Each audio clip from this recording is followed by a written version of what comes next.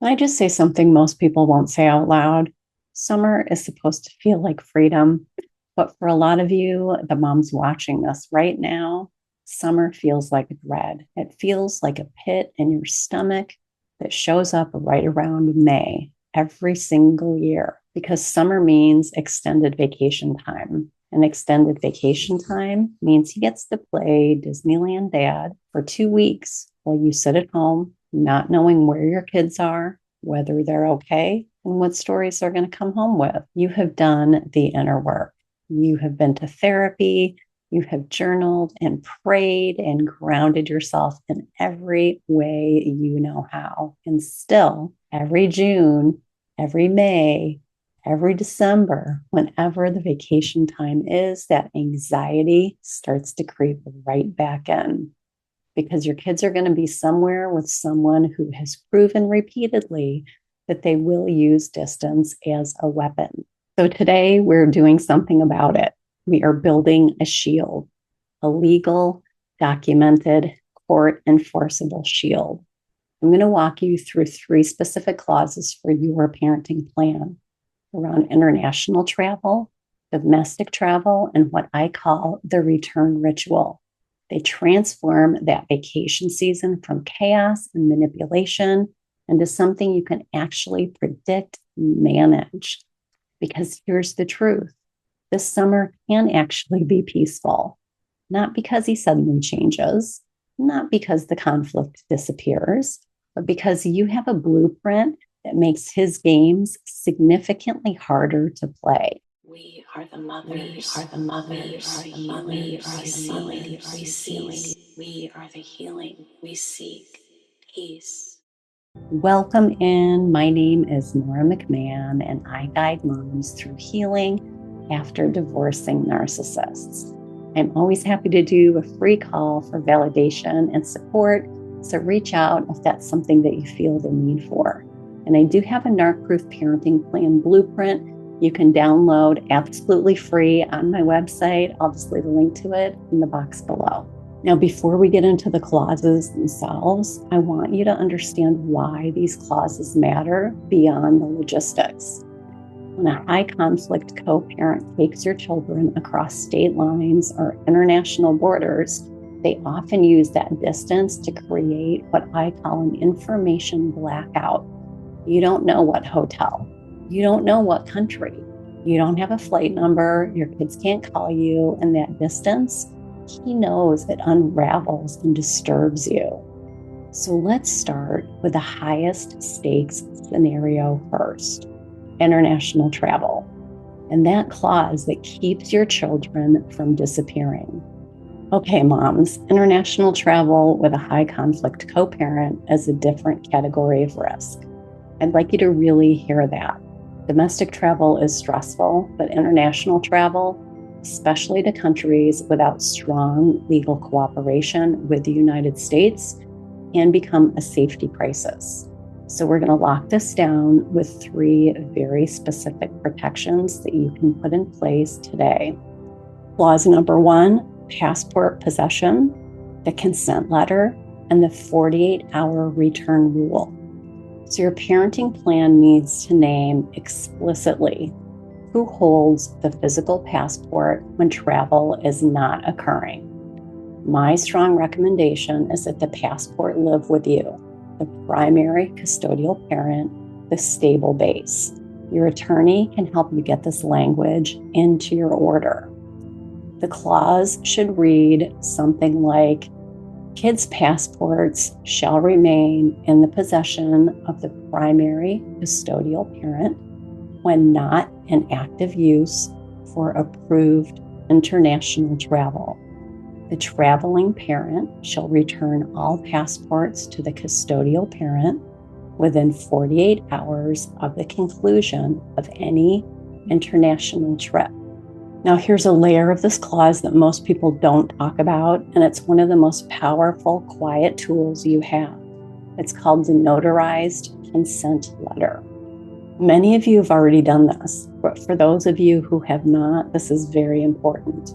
It's a carried and signed permission letter from the other parent when one of you travels internationally with your kids. It's standard practice, and the U.S. State Department recommends it for any international travel where only one parent is present. Customs and border agents in Canada, Mexico, and most of Europe can stop a single traveling parent and ask for proof that the other parent has consented to the trip. A notarized consent letter clears that checkpoint immediately. So here's what it means for your parenting plan. You just require it. Your plan includes language stating that the traveling parent must carry a notarized consent letter signed by you for any international trip with minor children under the age of 16. That letter includes the kids' full names and dates of birth, the travel dates and destinations, both parents' contact information, and your notarized signature. So here's the quiet leverage in that clause. You hold the pen. If the travel information comes in incomplete, if the itinerary looks wrong, if something feels off, you have legal standing to withhold that letter until your concerns get addressed. It's not obstruction, it's the system working exactly as it should, as it's meant to. And here's a practical step you can take right now. Today, regardless of what your parenting plan says, take your kid's passport to a notary public and get a notarized copy made.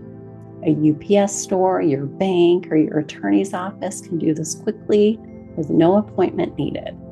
The notary inspects the original, makes a photocopy, and stamps it, giving you legally recognized copy for your records. So keep it somewhere safe and separate from the original. Fireproof safe, your attorney's office, both if you can.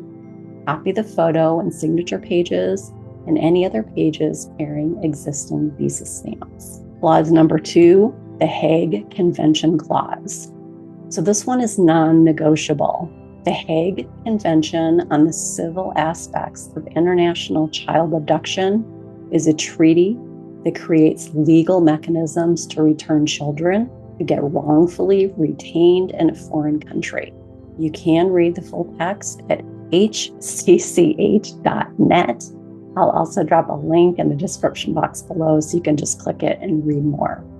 As of today, over 100 countries are signatories, but not all of them are. Your parenting plan needs language that says international travel with the minor children is permitted only to countries that are current signatories to the Hague Convention on International Child Abduction. Travel to non-signatory countries requires written consent from both parents or a separate court order. This clause matters because if your co-parent takes your children to a non-Hague country and refuses to come back, your legal options become exponentially more complicated and expensive. This clause closes that door before it opens. Clause number 3, the 14 to 30-day advance notice deadline. So your parenting plan needs a hard deadline for travel information. The clause reads, the traveling parent shall provide the non-traveling parent with a complete travel itinerary, including all flight numbers, departure and arrival times, lodging names, addresses, and phone numbers, no fewer than 14 days prior to departure. Failure to provide this information by the deadline results in the travel being forfeited for that period. Some attorneys will push this to 30 days. I recommend 30. That gives you more time to verify the information, to consult with your attorney if something looks wrong, and to prepare your children emotionally. The key phrase in that clause, travel is forfeited. There has to be a consequence built into the language or it becomes meaningless. That's your passport shield. 3 clauses that give you legal standing and real information. So let's talk next about what happens when he doesn't go international, when he just drives your kids somewhere and then goes dark. Okay, this section 2, domestic travel and information control. Domestic travel feels less scary on the surface. He's still in the country. The kids are technically fine, but here's what I hear from moms in the community all the time. He took the kids to Florida for a week and I didn't hear from them once. That is not fine. That is your children losing their connection to you, their stable base, for 7 days or however long it is. Your parenting plan can prevent that. Here's how you do it. Clause number 4, the mandatory itinerary. This mirrors the international clause, but applies to any domestic travel that takes the children more than a set distance away from your home, typically 100 miles, so your attorney can help you set the threshold. The clause reads, for any domestic travel exceeding X number of miles from the primary residence, the traveling parent shall provide a complete itinerary, including transportation method, flight numbers or driving route, all lodging names, addresses, and direct phone numbers, and a point of contact at each location, no fewer than 7 days prior to departure. So the phrase, we're just going to drive around and see where we land, it's not an itinerary. Your attorney can help you make sure that the language in your order reflects that very clearly. Clause number 5, the communication minimum. This clause protects your kids' emotional safety directly. It reads, during any travel period exceeding 48 hours, the non-traveling parent shall have guaranteed access to a video or phone call with the minor children for a minimum of 10 minutes during a designated daily window. For example, 7 p.m. local time at the kid's location. The traveling parent shall make the children available for this communication and shall not interfere, monitor, or be present in a manner that restricts the child's natural communication. That last piece matters because some of you know exactly what it looks like when your child is on the phone with you and someone is standing right there listening. That clause names it and removes it. This call gives your children something powerful, a daily reminder that you still exist, that home still exists, that the world they know is intact. For a child navigating a high conflict environment, that connection is not a small thing. It can be everything. Clause number 6, which is optional, the no big gifting limit. So I'm including this one because it comes up constantly and your attorney can absolutely draft it in your plan. You'll probably get some pushback, but you can always try and see what happens. So this clause reads, neither parent shall use vacation or travel periods to purchase major gifts defined as items exceeding a significant dollar amount that you decide, or items such as electronics, vehicles, pets, experiences requiring ongoing financial commitment for the minor children without prior written agreement from both parents. So will this eliminate the Disneyland parent dynamic entirely? No. I'm still going to find ways to be the fun parent, but this clause at least gives you some legal standing when the pattern becomes financially manipulative or designed to undermine your household structure. Okay, you've got some clauses, you have your shield in place, now your kids come home. And this is where so many moms struggle because the legal work is done and the emotional work begins. So let's talk about the return ritual. So you know that moment, the car pulls up, the door opens, your kids walk in and something is off. Maybe they're hyper, maybe they're cold, maybe they look at you sideways like they've been told things.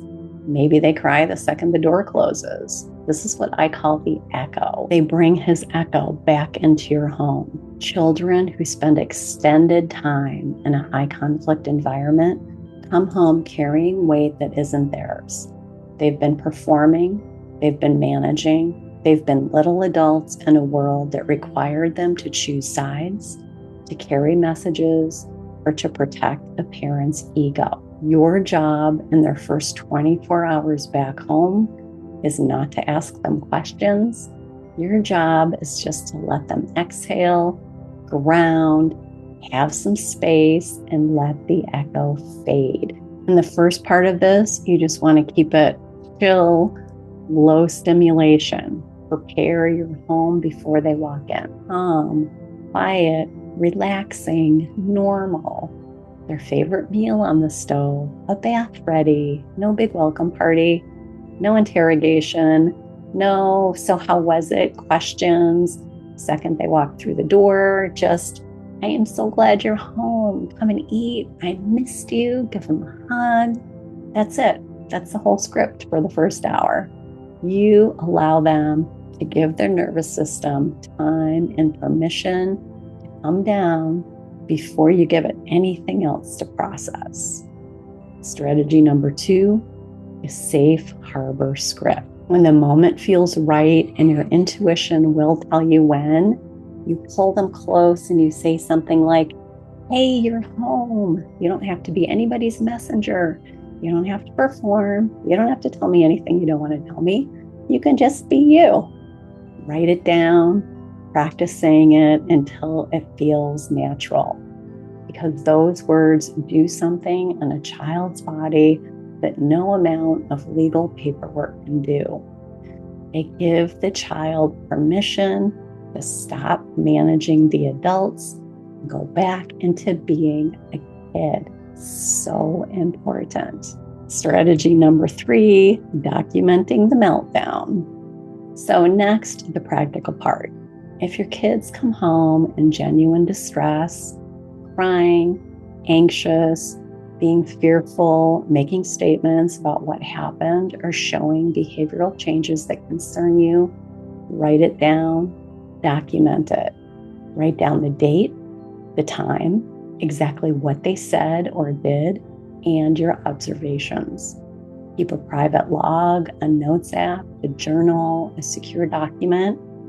Do this consistently after every time they get home from a trip or time with their dad. Over months and over years, that documentation builds a legal record that your attorney can use to pursue modifications to your parenting plan if you need it. There's nothing worse than needing this information and not having it. Do this away from your kids though. They're carrying enough. Let them breathe. Let them exhale while you hold the record quietly as the grounded, stable parent you are. Okay, let me bring this full circle for you. You came into this video carrying summer dread. I want you to leave it carrying something different. You now have 3 categories of protection. You've got your passport shield, the passport possession, the notarized consent letter, the Hague Convention clause, and the advance notice deadline to cover international travel. Your information control clauses, the mandatory itinerary, the communication minimum, and the gifting limit to cover domestic travel. And you've got the return ritual, low stimulation, the safe harbor script, and private documentation to cover the emotional recovery your kids need when they come home. You can't control what he does with his time. You can't control who he is, but you can control the legal framework that governs how he interacts with your kids' lives. And you can control the atmosphere, the energy, and the safety of your home. This is not a small thing. This is everything. You are the stable ground they come back to every single time.